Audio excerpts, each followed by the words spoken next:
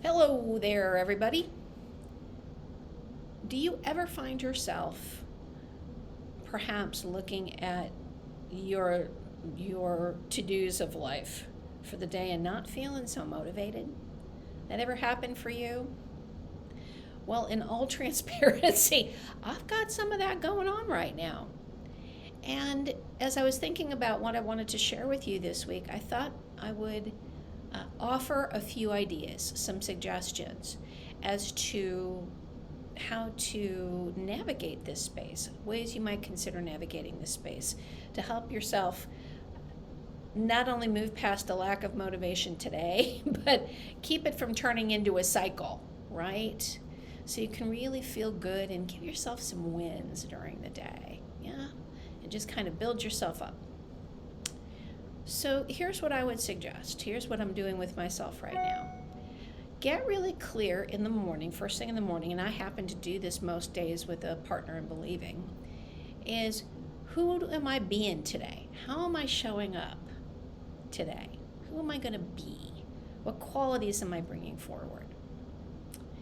And then I'm looking at the outcomes that I want to generate. So when I finish checking off the list of life today, these are the outcomes I want to generate from the energy of being this person, and ideally showing up that way.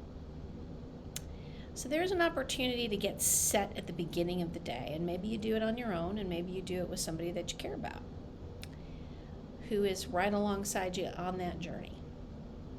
Second opportunity is double check your calendar. That is part of the nuts and bolts of navigating time and space, right?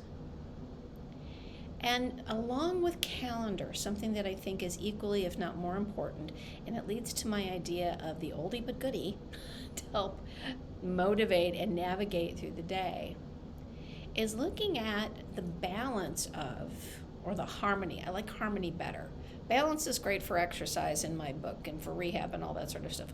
Harmony in life, to me, indicates that not everything necessarily has equal weight all the time, but there is a harmonious flow between the various forms of how life is showing up for us, right? And what area it might be showing up. And some areas will have more intensity than others at a given time, but ideally they are in harmony. They all work in harmony together. One of the techniques I have learned, and it's from one of my dear real estate friends, is really, and this is not new, but it's a good reminder, is when you create your calendar, highlight in different colors the activities that you have, particularly as it pertains to a month, and then look at it in the context of a day. Why would we do that? Well, we do that to understand, am I in harmony?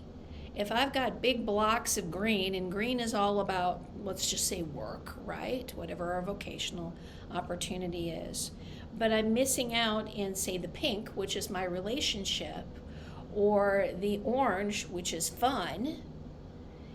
If I am out of harmony, if I'm out of sync, if I've got large blocks of one particular color, it means I may be out of harmony with how my life flows best.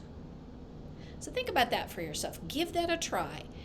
Are the activities that I'm choosing, the outcomes I'm choosing over the day and over the course of a week, perhaps the course of a month, really indicative of the life I want to be creating?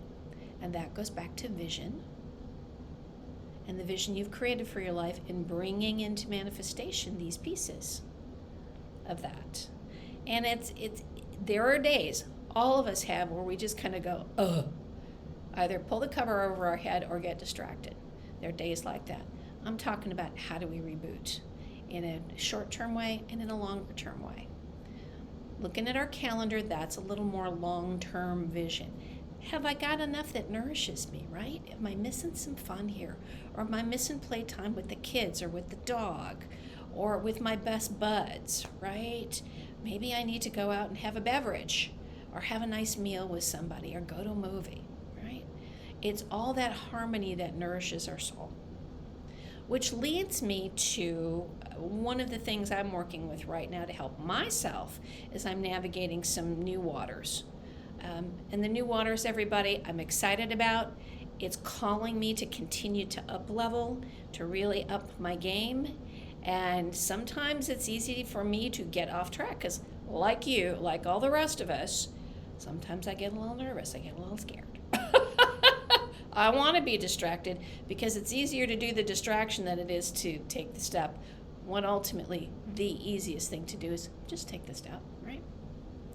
So what I've started doing on a daily basis, and again, my partner in believing helped me with this as we do our check-ins daily, is, we call it, the euphemism we use for it is, what are you doing at 4 o'clock? So what's your 4 o'clock goal? And 4 o'clock, whether it's 4 o'clock or whether it's 4:35, is about a motivator.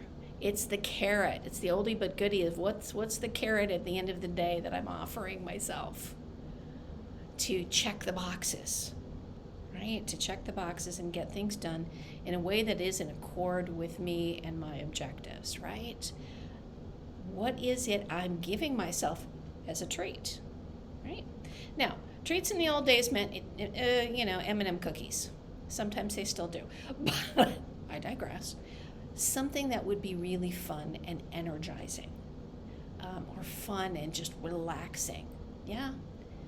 So I invite you to do a couple of things. If you're finding yourself lacking some motivation and looking at the list and going, okay, couple of things. First off, just as a recap, get yourself back in touch first thing in the morning with who you want to be, and what your outcomes want to be at the end of the day. Who are you showing up as, and what are your outcomes?